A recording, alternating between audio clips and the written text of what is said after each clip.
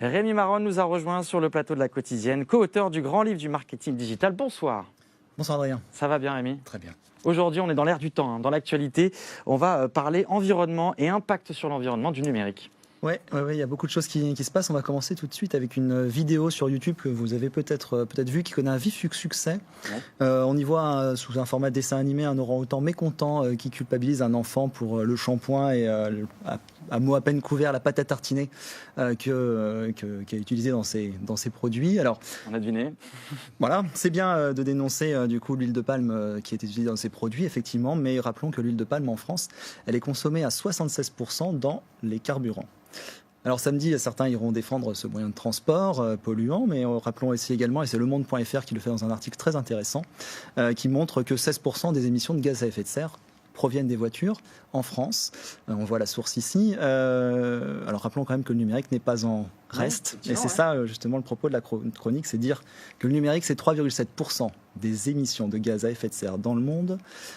C'est une source de The Shift Project, pardon, et The Shift Project, on va y arriver. The Shift Project, c'est 3,7% donc des émissions de gaz à effet de serre, et c'est paru en octobre dernier. C'est quoi qui pollue le plus justement dans le numérique ?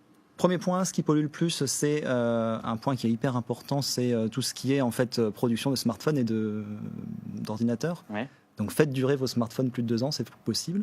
Deuxième chose, c'est toute la vidéo en ligne. Donc l'activité de vidéo en ligne, c'est aujourd'hui, si on prend juste les 3 plus grosses plateformes qui proposent cette activité, c'est 30% des bandes, de la donnée en fait qui est consommée sur Internet. Donc 30% juste pour la vidéo en ligne. Et troisième point, la crypto-monnaie également, qui est un gros facteur polluant. D'accord, je ne pensais pas pour la crypto-monnaie pour le coup. Vous voyez la taille des serveurs en fait, qui permettent de trouver de la crypto-monnaie, c'est impressionnant. Alors du coup, forcément, on arrive aux solutions. Rémi Marron, éclairez-nous, qu'est-ce qu'on peut faire pour agir là-dessus ? Engagez-vous avec le collectif de youtubeurs qui s'appelle Il est encore temps. Sur leur site ilestencor-temps.fr, on trouve beaucoup d'informations sur les actions qu'ils peuvent proposer, sur les actions qu'ils relayent également. Ilestencor-temps.fr, c'est 163 000 personnes qui ont déjà rejoint ce mouvement. Et il y a un youtubeur nantais qui fait partie du lot, c'est Mathieu Sommet, qui a été sur le plateau de Télénantes récemment. Pas si longtemps, effectivement. Parmi les autres solutions ? Alors, parmi les autres solutions, on a également tout ce qui va être le site consacré à la RSE. Alors, vous avez une initiative d'Audencia Business School, premier pas RSE Nantes Audencia. Ce site en fait propose, en lien avec Nantes Métropole, toute une sensibilisation autour de la responsabilité sociétale et environnementale des entreprises.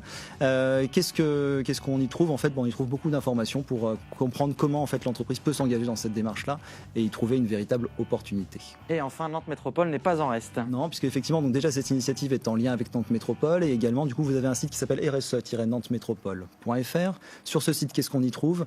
Beaucoup d'informations et on y montre des initiatives du coup d'entreprises qui sont dans une démarche RSE. Et puis également, on va trouver la Minute RSE, la chronique consacrée aux artisans que propose Télénantes. Et on a quelques secondes, Rémi, pour parler quand même de cette bonne initiative, le manifeste pour un réveil écologique. Le manifeste pour un réveil écologique, c'est 23 000 étudiants qui ont déjà signé cette charte, qui veulent s'engager pour ne plus travailler pour les entreprises les plus polluantes, ni pour celles qui considèrent l'enjeu climatique comme quelque chose de peu important. Donc j'exhorte les étudiants nantais à s'engager, ils sont seulement 530 à l'avoir fait. Engagez-vous, manifeste pour un réveil écologique. Merci beaucoup Rémi, vous avez compris le message. Tous ces sites, toutes ces informations sur votre site chroniquenumérique.fr.